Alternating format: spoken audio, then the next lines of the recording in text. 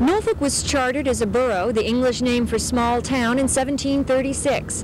For the next 50 years, it was governed as a corporation by what was known as the Common Hall. The Common Hall consisted of a mayor, referred to as Worshipful Mayor, 8 aldermen, and 16 common city councilmen.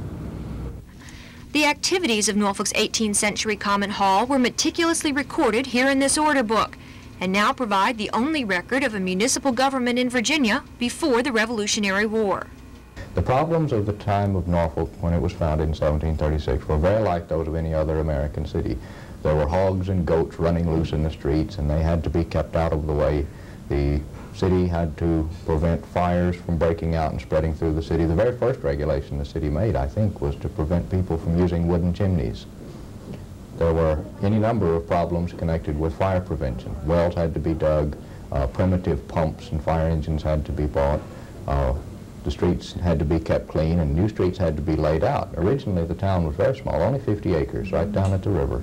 And over the course of the 60 years covered by this first volume of council minutes, the city spread up to the north and to the east, so that by the time of the Revolution it was a city of 6,000 people.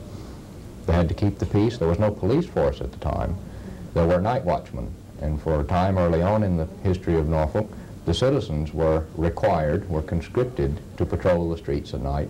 Later, when this population grew large enough to support a professional watch class, they hired 6 or 8 or 10 watchmen to patrol the streets every night, to watch out for fires and catch criminals and burglars and that sort of thing. Tarter admits the council records he compiled may not be too interesting to the average reader, but for lovers of history, government, and Norfolk, it's Tidewater's roots. Joan Gartland, Area 10 Eyewitness News, Norfolk.